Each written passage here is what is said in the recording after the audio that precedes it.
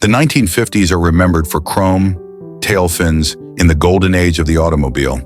But behind the glamour of jukeboxes and drive-ins lurked a terrifying truth. Many American cars of the era were death traps. In 1950, safety simply wasn't part of the conversation. Automakers competed on looks and horsepower, not crash protection or occupant survival. Seatbelts were virtually non-existent. Sharp knobs, protruding hardware, rigid steering columns, and poor handling made even minor accidents devastating. You didn't survive a bad crash, you absorbed it. Here are the 10 most dangerous American cars from the year 1950. Cars that looked beautiful, but often brought tragedy. Dear viewer, don't forget to subscribe to the channel. Thanks for your support. Number 10. The 1950 Dodge Coronet was Chrysler's attempt to offer a more refined, full-size sedan to a post-war American public. It was large, respectable, and mechanically reliable. But when it came to safety, it lagged dangerously behind. With no seatbelts, no crumple zones, no padded interiors, and questionable braking performance, the Coronet was little more than a rolling tank without a helmet. In this lecture, we'll unpack the safety deficiencies of the 1950 Dodge Coronet and why it embodied the troubling disconnect between automotive size and occupant safety. In 1950, safety simply wasn't a selling point in the American automotive market. The public was interested in size and styling, engine displacement and prestige, comfort, not crashworthiness. Manufacturers like Dodge were producing large, heavy cars with engines that couldn't keep up with their mass, and with zero concern for what happened when things went wrong. The Coronet weighed over 3,600 pounds depending on trim. Powered by an aging flathead, inline-six engine, now 103 horsepower, it was underpowered even by 1950 standards. This weight-to-power imbalance made acceleration sluggish and merging onto highways risky. With non-ventilated drum brakes on all four wheels, the car took well over 150 feet to stop from 60 miles per hour under ideal conditions. Brake fade was common, especially with passengers or cargo. Wet or downhill conditions turned stopping into a gamble. The dashboard was made of unforgiving metal. There were no energy-absorbing zones, no collapsible steering column, and no restraint system. Metal switches and chrome controls created a lethal risk in collisions, often resulting in lacerations or blunt trauma. Even low-speed crashes could result in head injuries from contact with the dash or windshield. Like most cars of the time, the Coronet featured a rigid, body-on-frame design. In frontal collisions, force was transferred directly into the cabin. The engine block could be pushed back into the passenger compartment in high-speed crashes. Thin roof pillars provided little rollover protection. Door latches were weak and prone to bursting open in collisions, ejecting passengers. Dodge, like most automakers, deliberately excluded seatbelts, viewing them as a potential deterrent to buyers. There were no optional safety packages available, not even lap belts. The Coronet's seats had no bolstering, so passengers were easily thrown forward or sideways during sudden stops or impacts. Steering was slow and vague, thanks to the recirculating ball mechanism and large turning radius. Suspension was soft and floaty, good for ride comfort, but terrible for emergency maneuvers. The car's center of gravity was high, increasing rollover risk, especially with a full load. Many drivers felt that the Coronet's sheer size made them safer on the road. In reality, its mass posed a danger to others, but didn't protect its own occupants. It lacked energy absorption, restraint systems, and crash-tested designs. On 1950s highways, which were becoming faster and more crowded, this was a lethal oversight. The 1950 Dodge Coronet was a classic example of how size doesn't equal safety. It was built like a tank, but without armor. While it was dependable in mechanical terms, it left drivers and passengers dangerously exposed to the forces of any accident. The Coronet looked the part of a secure family car, but with no seat belts, poor brakes, and dangerous cabin materials, it was a rolling time bomb. It reminds us that true automotive safety isn't about weight or toughness, it's about thoughtful engineering. Number 9. The 1950 Mercury 8 Convertible captured post-war America's desire for glamour, freedom, and flair. With its low-slung profile, wide grille, and curvy bodywork, it became an icon of style, worn famously by Hollywood rebels and weekend cruisers alike. But beneath that cool, windswept image lay a troubling truth. The Mercury 8 Convertible was one of the least safe vehicles on the road in its time. From its complete lack of rollover protection to the lethally rigid steering column. This car prioritized aesthetics over safety to a dangerous degree. Mercury marketed the 8 Convertible as a step up from Ford and a fashionable alternative to stodgy sedans. Key selling points included a powerful V8 engine, streamlined Art Deco styling, smooth ride quality, prestige as a convertible. However, nowhere in Mercury's promotional material would you find a single mention of occupant safety. In a rollover accident, the soft top offered zero structural resistance. Without a roll bar or reinforced A-pillars, the cabin would collapse completely, crushing occupants. Rollovers were not rare in the 1950s, especially with soft suspension and poor tire grip. Convertibles were particularly prone to losing control on wet roads or during evasive maneuvers. Like most cars of the era, the Mercury had a solid steering shaft connected directly to the front wheels. In frontal collisions, the column would be driven back into the driver's chest or face, sometimes with fatal results. The dash was made of metal with chrome trim, often with protruding knobs and bezels. No padding was used. Even minor crashes could cause severe facial or chest injuries. No seat belts were installed, and Mercury didn't even offer them as an aftermarket upgrade. The wide bench-style front seat had no lateral support, allowing passengers to be thrown side to side or ejected. In a crash, occupants were often launched out of the open roof. The lack of a solid roof compromised torsional rigidity. At speed or over bumps, the chassis could flex excessively, causing handling unpredictability and long-term alignment issues. This lack of rigidity also reduced the car's survivability in side or front impacts. Equipped with non-powered drum brakes, the Mercury had long stopping distances, well over 150 feet from 60 miles per hour. Brake fade occurred quickly on hills or during hard use. The steering was slow and vague, typical of the time, and suspension tuning was soft, favoring ride comfort over control. At nearly 4,000 pounds, the Mercury 8 looked sturdy and safe. But this was deceptive. It lacked crumple zones, collapsible components, or energy-absorbing materials. The heavy body simply transferred crash energy to the passengers. If this car had undergone modern crash testing, the results would likely show catastrophic cabin collapse in a rollover, high likelihood of driver fatality due to steering column intrusion, ejection risk for all occupants in moderate crashes due to lack of restraints and open top. The 1950 Mercury 8 Convertible was a design triumph in terms of aesthetics and cultural influence, but an outright failure in safety. It offered style at the cost of survivability, giving its drivers the illusion of prestige while leaving them exposed to serious harm in even routine accidents. This car reminds us that beauty can be blinding. The Mercury 8 Convertible, beloved in movies and collector circles, was ultimately a lethal blend of soft curves and hard truths, a car designed for show, not survival. Number 8, the 1950 Lincoln EL series represented post-war luxury for America's upper class.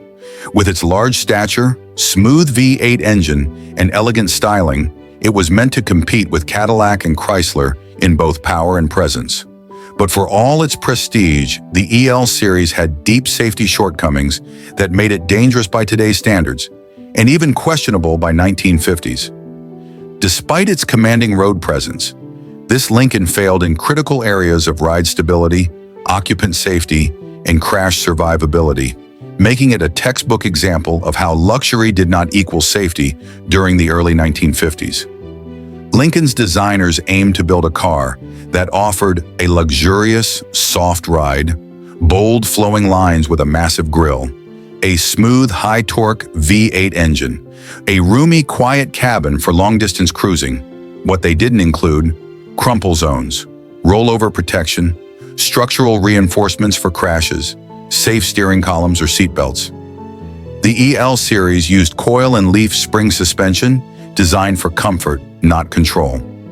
At low speeds, the car glided over bumps, But at higher speeds it became floaty and unpredictable on curves, prone to body roll in sharp turns, vulnerable to loss of control and evasive maneuvers. Under hard braking or acceleration, the car would pitch forward drastically, reducing traction, squat in the rear, increasing stopping distances. This unpredictable behavior made it difficult to control in emergencies. The car's body-on-frame design meant that the structure didn't absorb impact energy. It transferred it directly to passengers. No factory-installed seatbelts. Dashboard and trim were metal with decorative chrome, not padded. Steering column was solid and rigid, posing a lethal threat in front-end crashes. Door mechanisms were easily forced open during crashes. Occupants were at risk of being ejected from the vehicle. The EL series came with four-wheel drum brakes, which had long stopping distances, faded quickly when hot. Struggled to stop the Lincoln's over 4,000-pound body effectively, non-power assisted on many models. Vague, slow response at highway speeds. Combined with floaty suspension, this made high-speed control dangerous. Drivers often believed that because the Lincoln was large and expensive, it was safe. This was dangerously false. The size added momentum in crashes, worsening damage. Without crumple zones, collisions caused internal injuries from sudden deceleration. Heavier cars without restraint systems increased ejection risk. The Lincoln EL series is a reflection of pre-war engineering philosophy still clinging on in 1950. Emphasis on durability and power, not survivability. Use of structural rigidity without energy absorption. Lack of interest in driver protection during crashes. In real-life collisions, frontal crashes often resulted in fatal injuries from steering columns. Side impacts crushed doors inward due to weak structural support.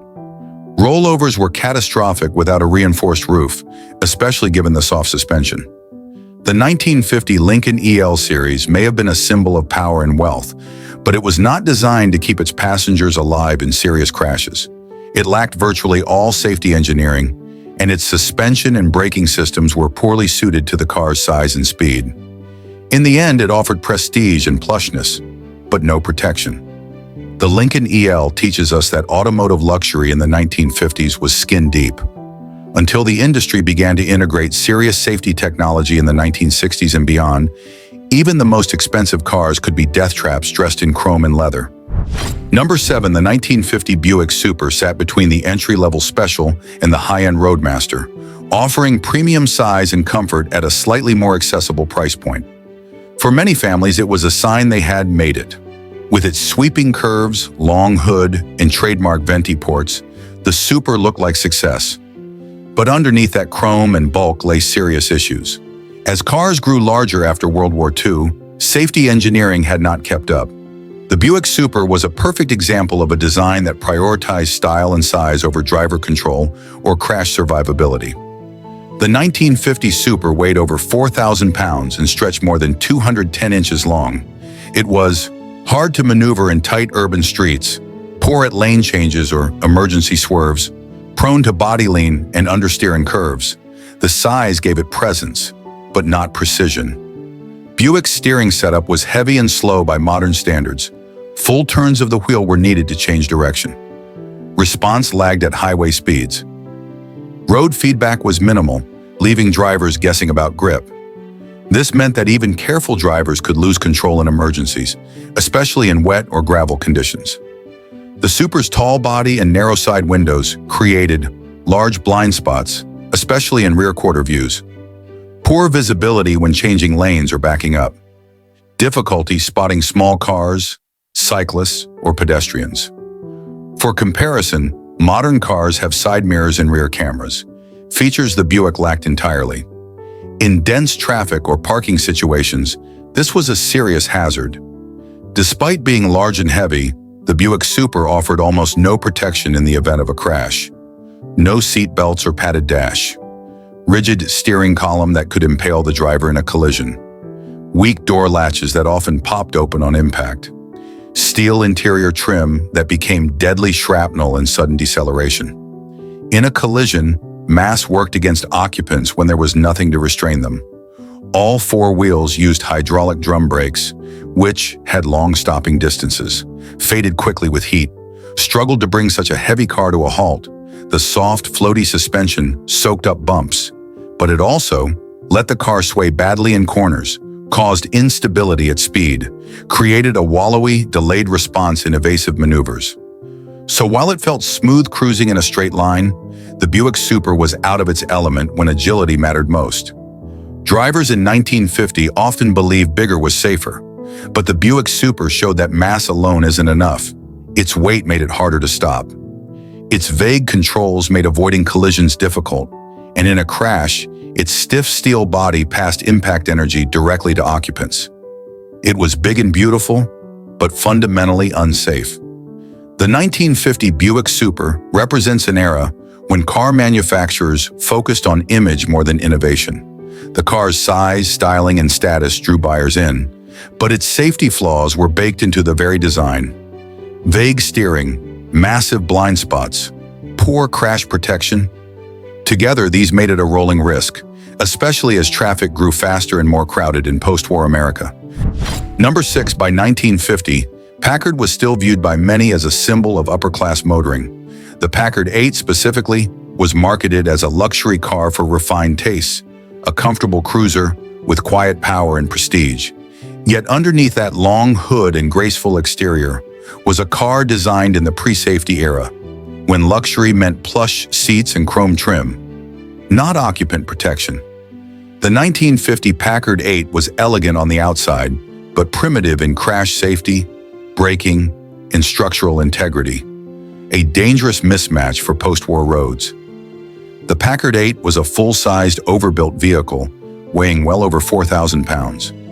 Its steel frame and expansive body gave it the appearance of solidity, but this mass had serious drawbacks: long stopping distances, increased momentum in crashes, greater difficulty in evasive maneuvers.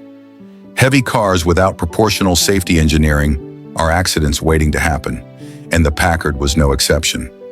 The Packard used four-wheel drum brakes, which were standard at the time, but wholly inadequate for the car's mass. Brake fade was common on hills or during repeated stops. Stopping distances were dangerously long, especially at highway speeds. The brakes lacked power assist, meaning the driver needed significant leg force. In emergency situations, the Packard 8 was slow to stop, putting both driver and passengers at risk. In 1950, crash testing and occupant protection were still decades away. The Packard 8 included virtually no passive or active safety features, no lap belts, no shoulder harnesses, not even anchor points. Occupants were thrown forward in even moderate crashes.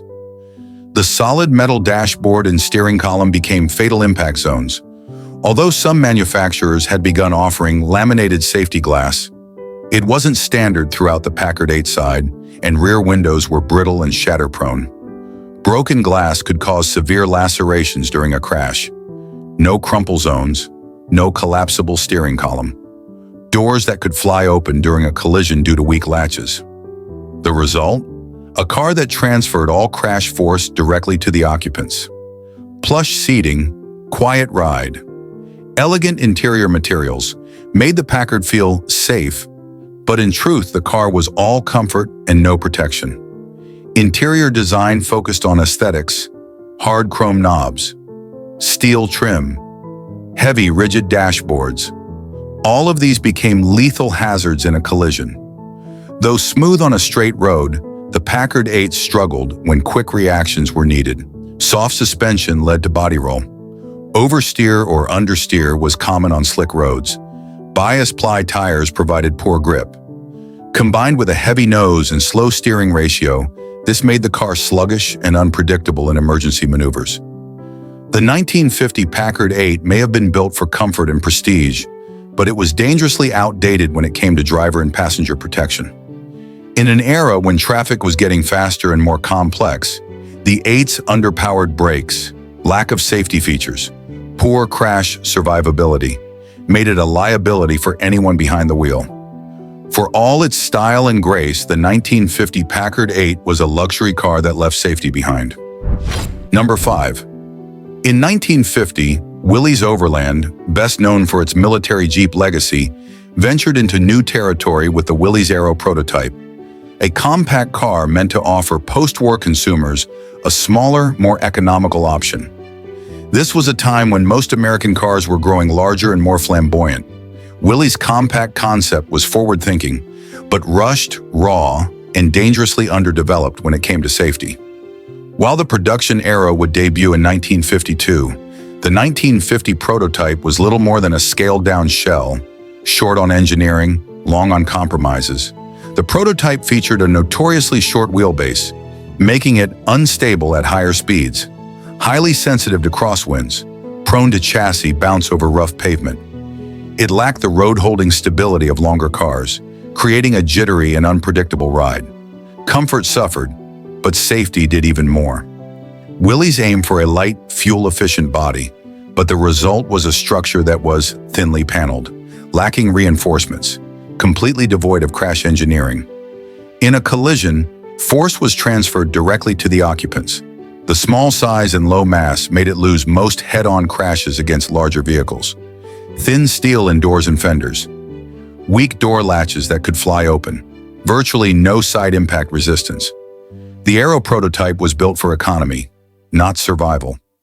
In 1950, the automotive world had yet to embrace crash protection, and the Aero prototype was especially bare. No seat belts, no padded dashboard, no reinforced roof structure, no safety glass on all windows. The steering column was rigid and could impale the driver. Hard interior knobs and trim added to the injury potential. In any major crash, this prototype became a metallic hazard box. The early Aero prototype had a basic manual steering setup that was slow to respond, became vague at speed, provided little road feedback. Equipped with standard four-wheel drum brakes, the car struggled to stop quickly, especially when loaded. Experienced fade after repeated use, lacked power assist, common among economy cars. While perhaps acceptable for short city drives, this braking system was inadequate for highway conditions. Unlike modern cars, the 1950 Aero prototype underwent no crash testing, no simulated impact analysis, and no rollover evaluation. It was a marketing and design experiment, not an engineered product. Even though it looked like a forward-thinking compact, the engineering behind it was rushed and incomplete, especially in the realm of occupant protection. The 1950 Willys Aero prototype represented early experimentation with compact American cars, but it also revealed how safety was an afterthought.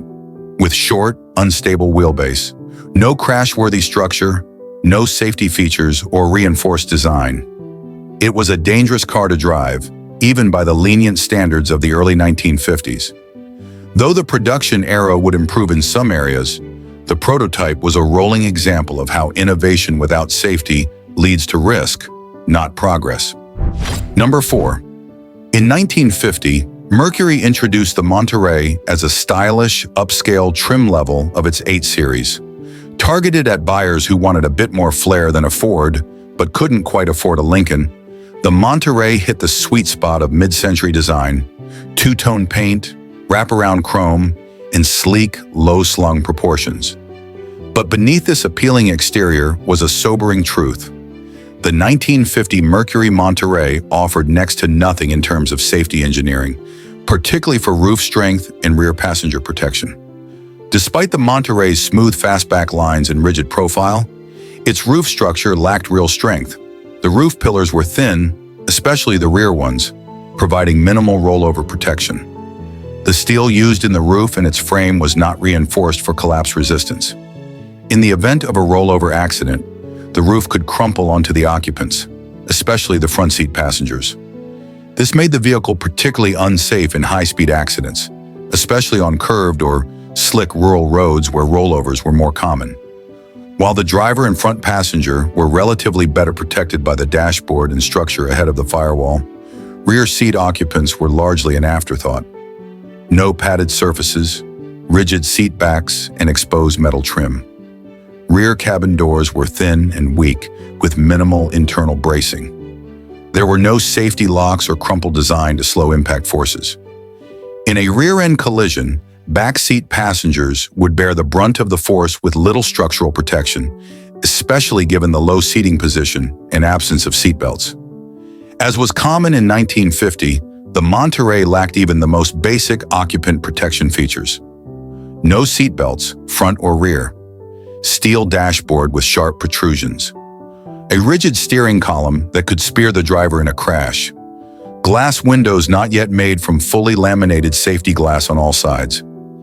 The car was designed for appearance and ride comfort, not crash survival.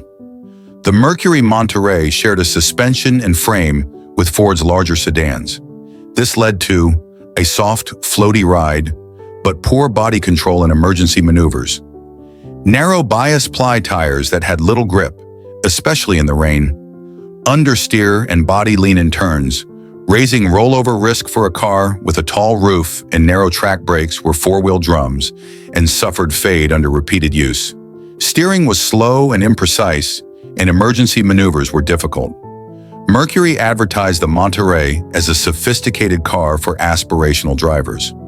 Ads showed couples cruising in style, but never addressed safety. This was emblematic of the era when looks and comfort were paramount. Safety was considered the driver's responsibility. There was no government regulation enforcing design standards for crashworthiness. The 1950 Mercury Monterey is remembered for its beautiful design and cultural impact, especially in hot rod and custom car communities.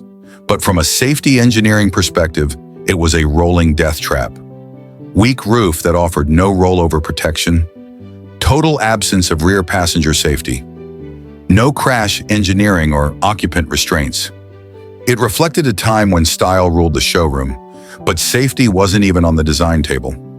Number 3, the 1950 Crosley Super emerged in a unique chapter of American automotive history. As a product of Crosley Motors, an offshoot of a radio and appliance empire, it was designed to be an ultra-compact, ultra-affordable car during a time when most American vehicles were massive and overbuilt. Yet while Crosley's approach was visionary in promoting fuel economy and minimalism, the Super Wagon's utter lack of crash protection, braking performance, and structural integrity made it one of the most dangerous vehicles of its time to drive in real-world traffic. The Crosley Super Wagon was built using extremely light-gauge steel. Its entire body was essentially a thin shell, with little to no reinforcement in the frame or doors. A side impact from even a low-speed collision with a full-size car would crush the cabin completely. The doors were not internally braced, and hinges could tear free under force. The body offered no energy absorption or crumple zones. It earned its comparison to a tin can on wheels for good reason. Its fragile sheet metal simply couldn't protect occupants in any kind of accident. The Super Wagon used mechanical drum brakes long after hydraulic brakes had become standard on most American cars. This made braking unreliable under stress, prone to fading during repeated stops, inconsistent from wheel to wheel. Worse, because the Crosley was so light, the limited brake torque made locking the wheels easy, leading to skidding rather than controlled stops. In rain or gravel, stopping distances were shockingly poor. The Crosley Super Wagon had none of the occupant protection features we associate with even modest post-war sedans. No seatbelts, no padded dash. Rigid steering column pointed straight at the driver's chest. Sharp interior edges on metal trim, knobs, and dash elements. If the car were rear-ended, front-ended, or T-bone, the occupants would absorb most of the energy. The car itself wouldn't deform enough to dissipate any of the crash force. It was, simply put, a death trap in modern traffic. Perhaps the Crosley's most fatal flaw was that it was trying to exist in a world of full-size Chevys, Fords, Buicks, and Cadillacs. At just over 1,200 pounds and barely more than 12 feet long, it was dwarfed by nearly everything else on the road. In a collision with a full-size car, the Crosley would always lose. The low ride height and narrow wheelbase made it unstable at highway speeds and invisible to truck drivers. The Crosley may have made sense as a second car for city errands, but even then, it posed serious risks in traffic. With a 0.7-liter, four-cylinder engine making only around 26 horsepower, the Crosley Super Wagon struggled to reach and maintain highway speeds. Top speed was barely 55 miles per hour under ideal conditions. It was dangerously slow on hills, which frustrated and endangered drivers in faster traffic. Acceleration was so poor that merging or passing was a calculated risk. In real-world use, it was only safe in low-speed, low-traffic environments, which no longer existed by the early 1950s in growing urban and suburban America. The 1950 Crosley Superwagon deserves recognition as a visionary product, offering Americans a new idea, the compact economy car. But that vision came at a high cost: flimsy construction and no crash protection. Weak mechanical brakes, no passive or active safety systems, microscopic size in a full-size traffic environment. What Crosley delivered in charm and economy, it sacrificed entirely in safety. In a post-war world that was rapidly modernizing, the Crosley Superwagon was already obsolete in terms of survivability. Number 2. The 1950 Crosley Hot Shot was one of America's first post-war attempts at a production sports car. It was compact, minimalist, and affordable. Built by Crosley Motors, the same company behind the Crosley Superwagon, it was intended to offer fun performance and stylish motoring on a budget. But there was a catch. The Crosley Hot Shot was dangerously underbuilt, and while its small size made it nimble, it also made it spectacularly unsafe. A combination of ultralight construction, almost no crash protection, and poor dynamic stability made it one of the least survivable cars of its era in real-world driving. Weighing just under 1,200 pounds, the Hot Shot was built for agility, not durability. It used a ladder-type chassis with a Spartan open body, which prioritized minimalism over structural integrity. The frame could flex under normal use, leading to poor crash survivability. The body panels were thin-gauge steel, closer to appliance metal than automotive grade. In a collision, the car would fold or crumple with barely any resistance. The result? In an accident, the Hot Shot offered as much protection as a folding lawn chair. The 1950 Crosley Hot Shot had none of the emerging safety technologies of the decade. No seat belts, no padded dashboard, no roll bar, despite being an open-top car, a rigid pointed steering column aimed squarely at the driver's chest, side doors that could fly open or crumple in minor impacts. Even at low speeds, a side collision could result in catastrophic injury to passengers who were completely exposed. The Hot Shot was powered by a 0.7-liter SOHC four-cylinder engine, producing only 26.5 horsepower, hardly fitting for something marketed as a sports car. 0 to 50 mile-per-hour times were glacial, meaning merging into traffic was often a gamble. The top speed hovered just above 65 miles per hour, making highway driving frightening. It had skinny 12-inch tires with little grip, and cornering could feel more like skating than driving. Despite its Hot Shot name, it was completely outgunned by nearly every car on the road. And if something went wrong, there was no safety margin. The Crosley Hot Shot used mechanical drum brakes, a cost-cutting measure that was already obsolete by 1950. Brake fade was common after a few stops. The car's ultra-lightweight actually made locking the wheels too easy, leading to uncontrollable skids. The suspension was rudimentary, delivering a bouncy, unstable ride that compromised handling on anything but smooth roads. In emergency maneuvers, the Hot Shot could become unpredictable and dangerous, despite its small footprint. The Hot Shot might have looked sporty, but in any serious driving environment, it was a liability. In a crash with a full-size car, the Hot Shot would disintegrate. On winding roads, its soft suspension and narrow track made it prone to roll or skid. In rain or crosswinds, it could be blown off course due to its lightness and lack of weight distribution. It might have been fun on a sunny back road at 35 miles per hour, but in traffic or in weather, the Hot Shot was woefully out of its depth. The 1950 Crosley Hot Shot holds an important place in American car history. It was among the first affordable sports cars available after World War II. But the truth is, its build quality was dangerously light. It offered zero passive or active safety. It performed poorly in real-world traffic. It could not survive even minor accidents. Though charming and fun for hobbyists, the Crosley Hot Shot was ultimately a death trap disguised as a toy. A reminder that style and ambition can't replace the basics of safe design. Number 1. The 1950 Willys Jeepster was an ambitious attempt to blend the ruggedness of a Jeep with the fun and appeal of a convertible roadster.